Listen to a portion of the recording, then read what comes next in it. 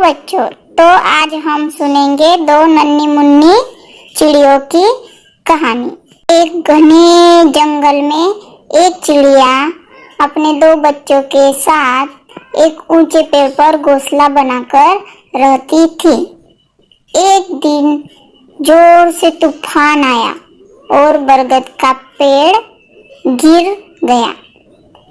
पेड़ से दबकर चिड़िया मर गई, लेकिन सौभाग्य से उनके दो नन्हे बच्चे बच गए। तेज हवा चिड़िया के एक बच्चे को उड़ाकर एक गुफा के पास ले गई, जहां डाकू रहते थे। चिड़िया का दूसरा बच्चा ऋषि मुनियों के आश्रम के पास जाकर गिरा। समय बीतने लगा और दोनों बच्चे धीरे धीरे बड़े होने लगे। कई महीने बीत गए थे। एक दिन एक राजा जंगल में शिकार करने आया और रास्ता भटक गया। वह बहुत थका हुआ था। एक स्थान पर उसने अपना घोड़ा रोका और पेड़ की छाया में आराम करने बैठ गया। जहां वह आराम कर रहा था, उसके पास ही एक गुफा थी। राजा ने आग बंद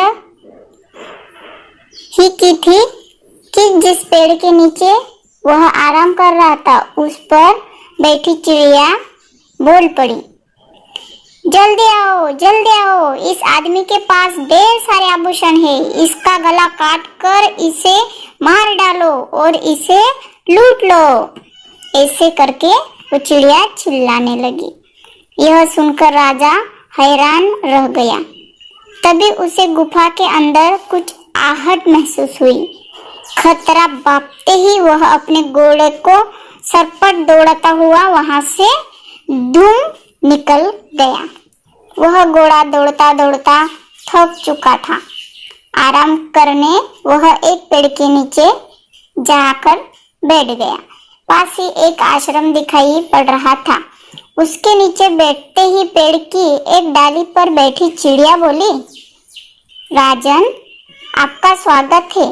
इस समय आश्रम में कोई नहीं है। ऋषि बाहर गए हैं, किंतु आप अंदर जाकर आराम करिए। कुछ देर में ऋषि आते ही होंगे।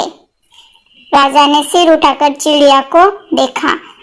वह हुबहू पहली चिड़िया जैसी ही दिख रही थी। चिड़िया की बात मानकर राजा आश्रम के अंदर चला गया। कुछ देर में ऋषि आश्रम लौट आए। राजा ने उन्हें प्रणाम किया। ऋषि ने राजा के लिए भोजन पानी का प्रबंध किया। भोजन के बाद कुछ देर आराम कर राजा जाने को निकल पड़े, तो उसके मन में क्रोध रहा। ऋषि मुनि से पूछ लिया, गुरुवर, आपके आश्रम के सामने स्थित पेड़ पर जैसी चिड़िया है, हुबहू वैसी ही चिड़िया मैंने कुछ दूरी पर स्थित एक गुफा के पास पेड़ पर देखी, लेकिन दोनों की बोली में बहुत अंतर था। मैं हैरान हूँ कि एक जैसी चिड़िया होने के बाद भी दोनों में इतना अंतर।